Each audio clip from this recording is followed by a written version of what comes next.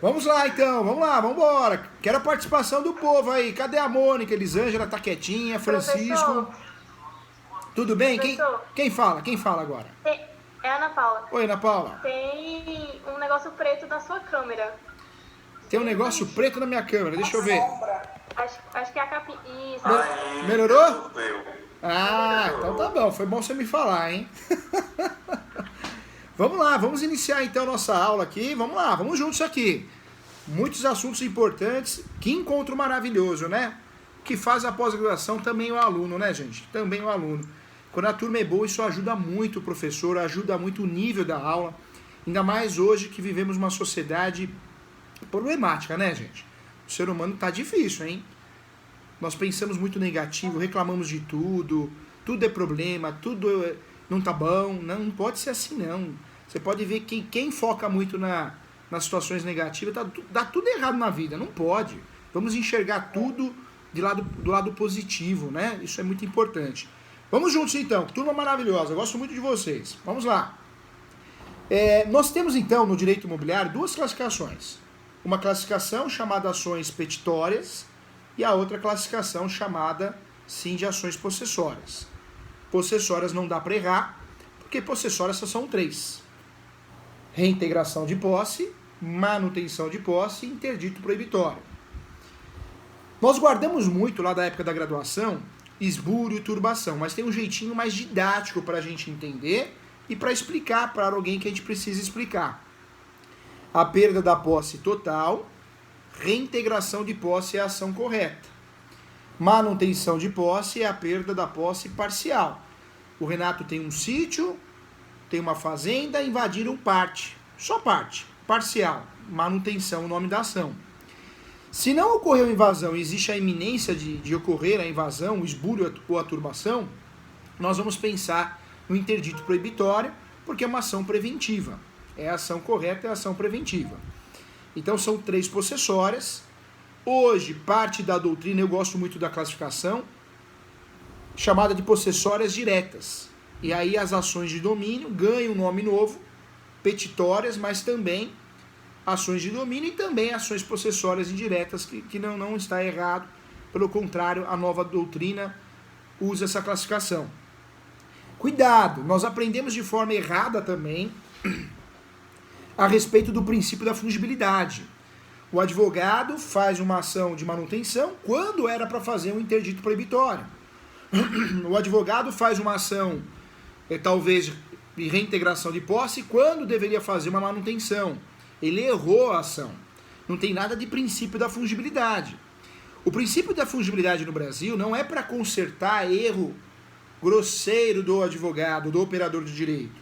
Pelo contrário, o princípio da fungibilidade é para aproveitar aquela ação que foi feita de forma equivocada, mas tem que ter o quê? Uma discussão doutrinária e jurisprudencial, se é aquela ação ou não. Aí vem o princípio da fungibilidade para fazer o quê? Consertar, falar, vamos aproveitar essa ação, mesmo que esteja errada ou não, aplicando a fungibilidade. Então, não é para consertar erro de advogado e advogada, o princípio da fungibilidade. No Brasil, nós usamos o princípio da fungibilidade no direito imobiliário, no que diz respeito a pelo menos 3 ações. Isso também vale para o Código de Processo Civil. Usamos fungibilidade nas ações possessórias, princípio da fungibilidade, aproveitamento de uma ação quando provavelmente está errada, mas tem que ter discussão doutrinária e jurisprudencial. Quando não tem discussão nenhuma a respeito da ação em relação a uma outra ação, um recurso, não há que se falar em fungibilidade. É erro mesmo, erro de meio, hein? Fungibilidade tem que ter discussão. Tem que ter dúvida do judiciário, inclusive, senão não é fungibilidade. Aplicamos o princípio da fungibilidade em direito imobiliário e também nas relações processuais em 3 situações, então.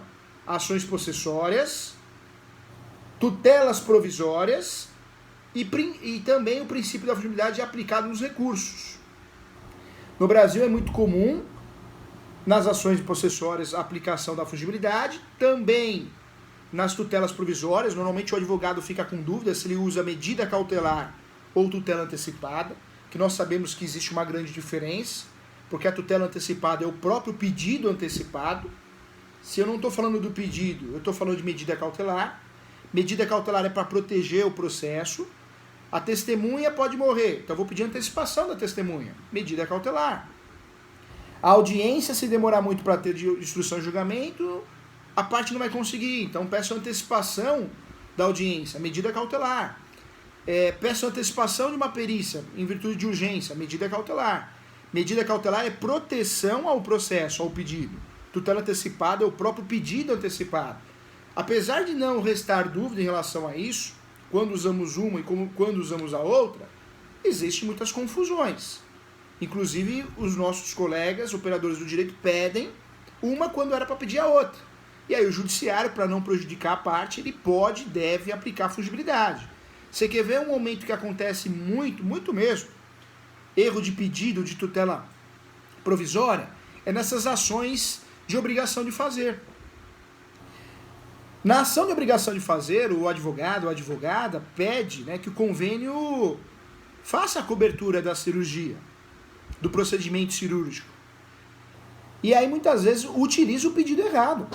Em vez de pedir o correto, que é a tutela antecipada, pede medida cautelar. O judiciário não vai pedir para emendar, porque está errado.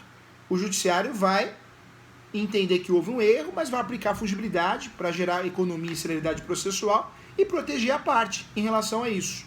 Então a fungibilidade também é aplicada nas tutelas provisórias. E no recurso também. Nós temos diversas situações que existe sim uma dúvida se é apelação ou se é outro recurso. Você quer ver uma situação hoje no Brasil problemática, é a ação rescisória. Qual que é o recurso da ação rescisória? Em regra, segundo a doutrina e a jurisprudência, seria o recurso de apelação. Nós temos aí parte do judiciário que entende que não. E aí também existe a aplicação da fungibilidade. Se bem que hoje em dia, né, gente, nós estamos vivendo a jurisdição defensiva descarada, né? O judiciário, às vezes, não generalizando, mas às vezes ele tenta se livrar do processo. Não é culpa do servidor, é culpa do próprio magistrado, porque ele quer se livrar do processo. Então, essas instruções devem ser usadas, mas muitas vezes ocorre extinção do processo sem resolução do mérito. Então, muita atenção em relação a isso, hein? Ações possessórias, nós já falamos aqui, são ações complexas, são ações problemáticas, que nós só vamos fazer quando, de fato, o nosso cliente não tiver o domínio. Se ele não tem o registro, aí eu vou pensar em possessória. Se tem, esquece, joga fora essa possessória, porque é fria. Possessória não é fácil, é difícil, é uma ação complexa, ou são ações complexas. Quando você acha que uma ação ganha, você perde essa ação e perde feio. É difícil o nosso cliente provar a data da posse. É difícil provar a data do esbulho da turbação, é muito difícil. É difícil provar a posse. No processo civil nós temos duas provas, né? As provas orais de um lado e as provas documentais do outro. Podemos provar a posse através das duas provas, segundo a teoria das provas. As provas através de testemunha, depoimento pessoal da parte, isso seriam as provas orais. Podemos provar a posse através das provas documentais em sentido estrito, pericial, que é uma prova documental também, inspeção judicial do juiz, ele faz a inspeção judicial, ele pede para o oficial de justiça ir até lá, exercendo aí o juízo de constatação, mandado de constatação, que é o nome correto. Podemos usar a ata notarial, que é uma novidade do CPC atual, ainda é uma novidade, o Renato falou sobre isso também. Também é um meio de provar, sim, a posse. Mas mesmo a gente usufruindo de todos os meios de prova que o processo civil permite usar, é difícil provar a posse, não é fácil. Podemos cair em contradição com facilidade. E do outro lado, o invasor consegue provar a posse até com mais facilidade que o nosso cliente, porque ele está na posse de fato. Então, não resta a dúvida que quando podemos fugir das ações possessórias, na prática, vamos fugir. Porque se você está pisando em ação possessória, você está pisando em ovos. Você pode se dar mal. A casca do ovo pode trincar ali. Então, cuidado. O advogado que assume um caso onde ele opta fazer reintegração de posses, sabendo que o cliente dele tem domínio, gente, é um erro de meio. É erro de meio. É a mesma coisa o cliente pedir para você fazer o divórcio, você vai e faz separação. Você errou o meio. Você errou o meio porque a separação depois você tem que converter em divórcio. A emenda constitucional 66/2010 permite que você faça o divórcio direto. Você errou. Ah, mas eu quis ajudar meu cliente porque vai que ele quer voltar. Eu escutei isso uma vez. Não existe, gente. Que desculpa é essa? E a mesma coisa quando trabalhamos com ação possessória. Se você trabalha com uma ação possessória e o seu cliente tem um domínio, registro de propriedade, você errou a ação. Errou a ação. Professor, o que eu faço então? Estou numa situação dessa. Desiste do pedido. Por sorte, antes da citação, você não precisa dar anuência. Está no Código de Processo Civil. Então, se não ocorreu a citação, corre lá e desiste. Ah, professor, já ocorreu a citação. Aí você vai ter uma dorzinha de cabeça, porque vai ocorrer a manifestação da parte contrária. Mas o ideal é desistir, porque eu te adianto que a chance de você perder essa ação é grande. E perde mesmo. E nós temos de um lado aí a revolta do cliente. Porque o cliente vai falar para você assim, nossa, o meu imóvel foi invadido, na cabeça dele o imóvel é dele, ele não tem a propriedade, mas a cabeça é dele. E você, doutor, doutora, conseguiu perder a ação? Então cuidado, hein, gente. Deixa as possessórias de lado, vamos trabalhar com as ações, então, petitórias. É o termo muito utilizado, ainda, antigo. Hoje nós chamamos as petitórias de ações de domínio, termo mais novo, até já cobrado em concursos da magistratura e de cartório. E nós ganhamos uma visão nova, que eu gostei muito e compartilho nos meus livros também, que é a classificação das ações possessórias indiretas, que de possessória não tem nada. Professor Júlio, o que é ação de domínio? Ação de domínio é uma ação que eu tenho prova conexa. Toda ação eu tenho prova conexa. O que é prova conexa? Numa ação de divórcio, qual que é a prova obrigatória? É a prova conexa. Prova conexa é prova obrigatória. Na ação de divórcio, eu preciso juntar a certidão de casamento. Como que eu vou fazer um divórcio se não tem casamento, não tem prova? Como que eu vou pedir alimentos se não tem prova da filiação? Quando eu faço uma ação de alimentos, eu preciso juntar ou a certidão de nascimento da criança, do adolescente, ou o RG, que também faz prova de filiação. Mas eu não posso fazer uma ação de alimentos sem fazer prova de filiação. Porque senão a ação é outra. A ação é declaratória de afetividade, é outra coisa, mas não alimentos.